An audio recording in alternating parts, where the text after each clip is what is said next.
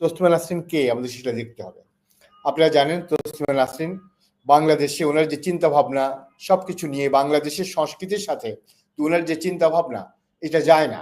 এই জন্য উনি অনেক আগে থেকে বাংলাদেশের রাজনীতি সংস্কৃতিতে উনি অনেকটা আনএক্সেপ্টেবল। খোদ আওয়ামী লীগ আমলে যে 2012 সাল থেকে উনি দেশান্তরিত। উনার চরম ইসলাম বিদ্রোহী, ইসলাম বিরোধিতা, উনি চরম স্বাধীনতা বিরোধী। এটা অশালীনভাবে তিনি নিজেকে উপস্থাপন করতে উনি বেশি পছন্দ করেন, উনি অনেক বেশি ভাইরাল হতে চান। এই যে বাংলা একাডেমির নিজস্ব কিছু নীতিমালা আছে, এই নীতিমালা করে ভায়োলেট করে কিভাবে ওনার বই আসলো, কিভাবে ওনার বই স্টল, ওই স্টলকে পারমিশন দেওয়া হলো সব্যসাচীকে।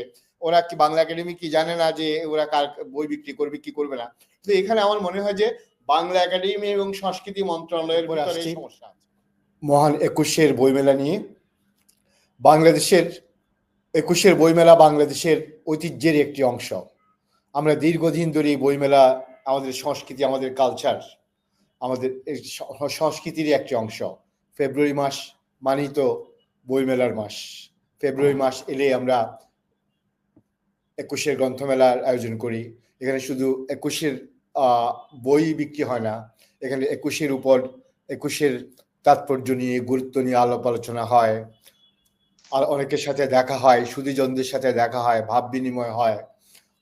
ওখানে রাজনীতি নিয়ে, অর্থনীতি নিয়ে, সমাজ নিয়ে, সবকিছু নিয়ে দিনের পর দিন আলোচনা হতে থাকে। সুতরাং 21শে ফেব্রুয়ারি হচ্ছে আমাদের, আমরা মনে হয় যে আমাদের বাংলাদেশি সংস্কৃতির একটা কেন্দ্রবিন্দুতে পরিণত হয়েছে।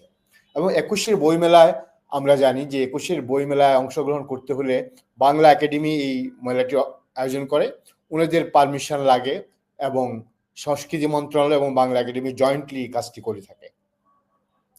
তো ওনাদের পারমিশনে যারা ওখানে স্টল নিয়ে বই বিক্রি করে, ওদের বইয়ের কন্টেন্ট নিয়ে, বই নিয়ে ওর বিস্তারিত জানার পরেই ওখানে বইমেলার পারমিশন দেওয়া হয়।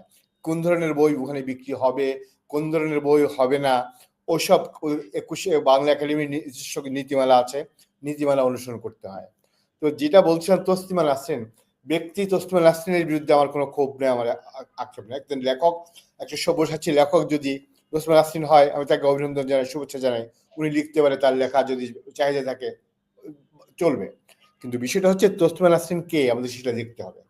আপনারা জানেন তসলিমা নাসরিন বাংলাদেশে ওনার যে চিন্তা ভাবনা সবকিছু নিয়ে বাংলাদেশের সংস্কৃতির সাথে ওনার যে চিন্তা ভাবনা এটা যায় না। এই জন্য উনি অনেক আগে থেকে বাংলাদেশের রাজনীতি সংস্কৃতিতে উনি অনেকটা আনএক্সেপ্টেবল।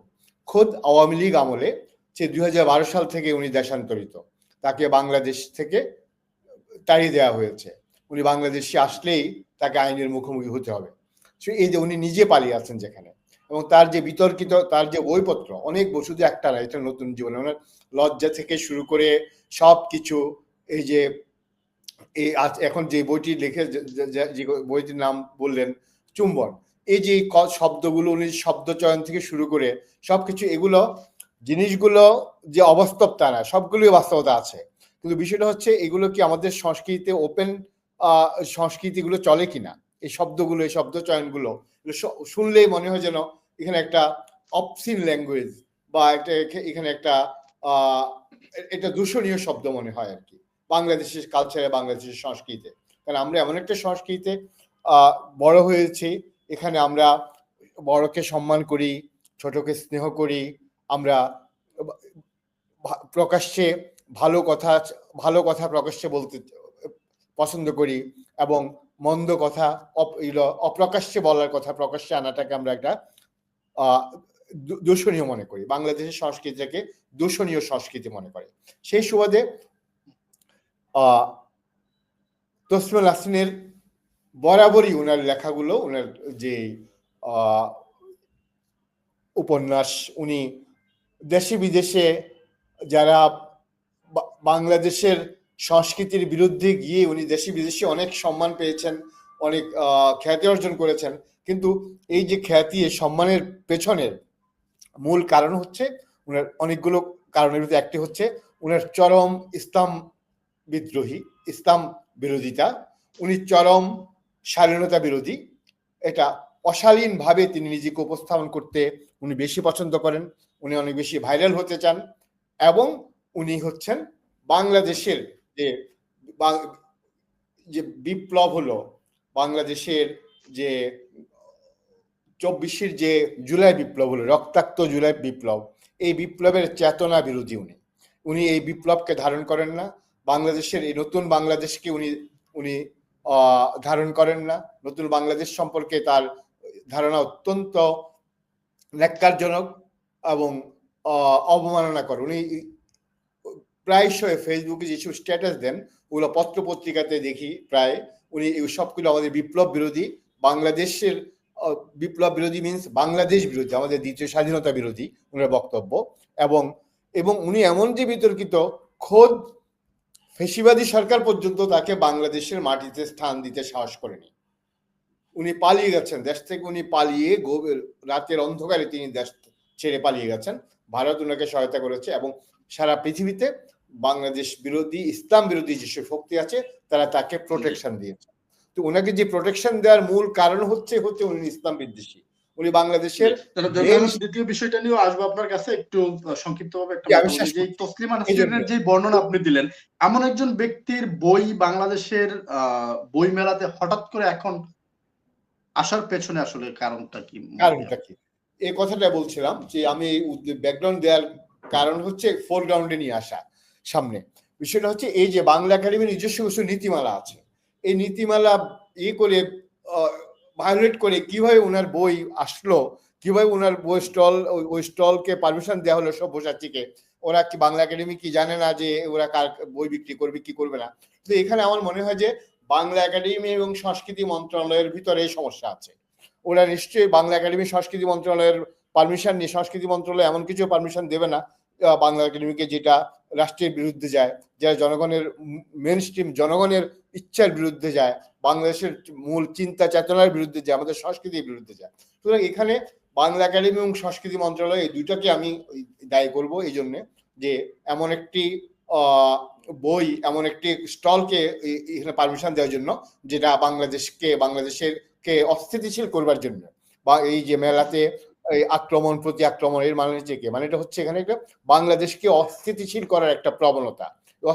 বাংলাদেশকে অস্থিতিশীল করতে পারলে কার লাভ হবে এটা আপনারা সবাই জানেন। যে ফ্যাসিবাদকে আমরা তাড়িয়েছি বাংলাদেশ থেকে, সেই ফ্যাসিবাদকে আবার একটি পথ দেওয়ার জন্য, আবার একটি একটা ছিদ্র দিয়ে যে ফ্যাসিবাদী সরকার যাতে, ফ্যাসিবাদী গোষ্ঠী যাতে আবার ফিরে আসতে পারে, এই ধরনের একটা পথ উন্মোচন করে দেওয়া হচ্ছে উদ্দেশ্য। ওরা জানে যে এই ধরনের স্টল হলে ওখানে একটা গন্ডগোল হবে, গন্ডগোল হলে এটা দিয়ে সৃষ্টি করা যাবে দেশে বিদেশে এমন একটি আবহাওয়া সৃষ্টি করা যাবে যে বাংলাদেশে লেখকের স্বাধীনতা নাই, লেখিকার স্বাধীনতা নাই, মত প্রকাশের স্বাধীনতা নাই, সবকিছু মিলে একটা অস্থিতিশীল করে এটা টোটালি এটি ফ্যাসিবাদ আবার পুনরায় ফিরে আসার জন্য পথ প্রশস্ত করবে। এই পর্যায়ে আপনাকে ধন্যবাদ। Thank you. জি, আমি দ্বিতীয় বিষয়টা নিয়ে একটু সংক্ষিপ্তভাবে আপনার মতামত দিয়ে তারপর দ্বিতীয় আলোচনায় যাব। জুলাই গণঅভ্যুত্থানে তারেক রহমান সাহেবের অবদান। সাজ্জিদ আলমের একরকম বক্তব্য গত কয়েকদিন আগে ভাইরাল হয়েছিল। বিএনপির অনেক নেতৃবৃন্দ একমাত্র তারেক রহমানকেই দাবি করেন মাস্টার মাইন্ড জুলাই অভ্যুত্থানের। কোট করে যদি বলি, আজকেই একটা বক্তব্য এসেছে যেটা কুমিল্লার 14 গ্রাম উপজেলার বিএনপির সভাপতি, তিনি বলেছেন সমন্বয়করা নয়, একমাত্র তারেক রহমানই মাস্টার মাইন্ড। সংক্ষিপ্তভাবে আপনি কি বলবেন এই বিষয়টা? আপনাকে ধন্যবাদ আবারও। আসলে এই জিনিসটাকে আমি এই জুলাই বিপ্লবের যে মাস্টার মাইন্ড বলতে আমি ব্যক্তিগতভাবে আমি মনে করি না যে এককভাবে এটা তারেক রহমানের কোনো অবদান, এককভাবে এটা শুধু ইয়েদের সমন্বয়কদের অবদান, এককভাবে শুধু পলিটিক্যাল পার্টির অবদান, এককভাবে ইন্ডিভিজুয়ালদের অবদান, এটা আমি মনে করবো না। আমি মনে করবো যে confluence of factors contributed to the development of July revolution. অনেকগুলো ফ্যাক্টর এখানে কাজ করেছে, কনফ্লুয়েন্স অফ ফ্যাক্টরস। এখানে আমাদের সমন্বয়করা যেমনি আছে, আমাদের সাধারণ ছাত্ররা যা আছে, যারা শহীদ হয়েছেন, শহীদরা সবার আগে শহীদরা, সবার, তারপরে সমন্বয়করা আছে, এরপরে রাজনৈতিক দলগুলো আছে, এরপরে ইন্ডিভিজুয়াল গুলো আছে। সবচেয়ে আমি বেশি ক্রেডিট দিই যে আমাদের মা বোনরা, যাদের সন্তান হারানোর পরে বা সন্তানকে বিপদের মুখে যখন বিপদে ঝুঁকে পড়ছিল, ওই সময়ে আমাদের মা বোনরা যদি রাস্তায় নেমে না আসতো তাহলে এই বিপ্লব কখনো সফল হতো না। এটা ছিল আফামর জনগণের বিপ্লব। এটা হচ্ছে এটাকে বলা সত্যিকারের গণ আন্দোলন। এই গণ আন্দোলনের সবার ভূমিকা আছে। আমি জনাব তারেক রহমান, উনি অনেক বড় নেতা, উনি আমাদের একটু বাংলাদেশের সবচেয়ে বড় রাজনৈতিক দলের অত্যন্ত সম্মানিত এবং অত্যন্ত জনপ্রিয় নেতা। উনি নিজে কখনো দাবি করেননি। এখন বিষয়গুলো হলো বিভিন্ন রাজনৈতিক দল বিভিন্ন প্রেক্ষাপটে কথাগুলো বলে থাকেন। এখন এক একজন মনে করেন যে আমি যদি এই কথাটা বলে থাকি তাহলে নেতা বোধে আমাকে অনেক বেশি করবে, প্যাট্রোনাইজ করবে। যে এটা উনি তারেক রহমান সাহেব নিজেই জানেন না, উনি নিজে কখনো দাবি করেন না, উনি দলের কেন্দ্রীয় নেতৃবৃন্দ দাবি করেন।